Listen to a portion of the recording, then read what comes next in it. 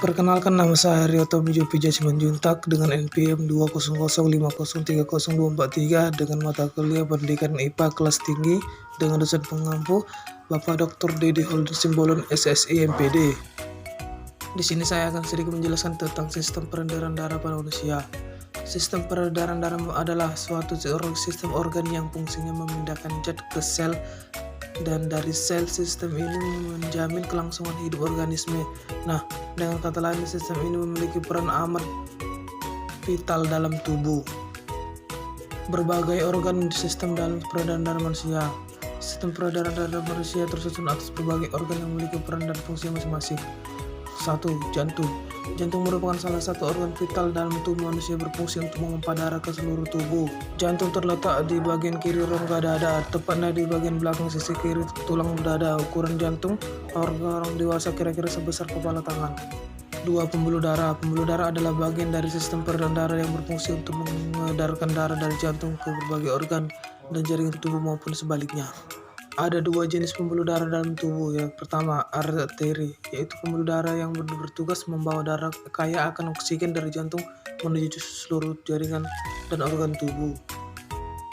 2. Vena, yaitu pembuluh darah yang berfungsi untuk membawa darah dari seluruh tubuh atau dari paru-paru untuk kembali ke jantung.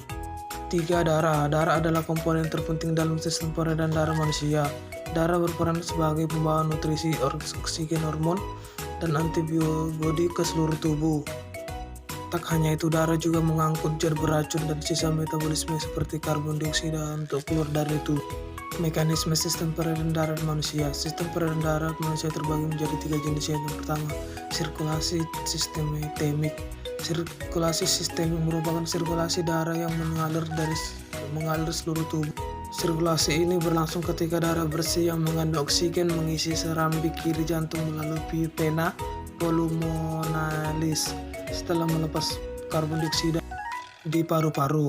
Darah yang sudah berada di serambi kiri kemudian diteruskan ke bilik kiri jantung untuk disalurkan ke seluruh tubuh melalui pembuluh darah utama atau aorta. 2. Sirkulasi pulmonal. Sirkulasi pulmonal atau sirkulasi paru merupakan sirkulasi darah dari jantung menuju paru-paru dan sebaliknya. Sirkulasi ini berlangsung saat darah yang mengandung karbon dioksida dari sisa metabolisme tubuh kembali ke jantung melalui pembuluh vena besar atau vena cava. Selanjutnya darah tersebut akan masuk ke serambi kanan dan diteruskan ke bilik kanan jantung. Setelah itu darah akan dialirkan ke paru-paru melalui arteri pulmonalis untuk ditukar dengan darah yang kaya oksigen. Gangguan pada sistem peredaran darah. Aliran darah yang terganggu dapat menyebabkan kerusakan pada organ tubuh sehingga menimbulkan berbagai penyakit. Gangguan pada sistem peredaran darah manusia ini dapat disebabkan oleh berbagai hal, mulai dari kelainan bawaan atau gangguan genetik, gaya hidup, hingga penyakit tertentu seperti diabetes. Berikut ini ada beberapa macam gangguan atau penyakit yang dapat terjadi pada sistem peredaran darah. Yang pertama, hipertensi atau tekanan darah tinggi. Yang kedua, sumbatan pembuluh darah arteri. Yang ketiga, penyakit jantung koroner. Yang keempat, gagal jantung. Kelima, aneurisma aorta. Yang keenam, gangguan irama jantung atau aritmia. Yang ketujuh, henti jantung.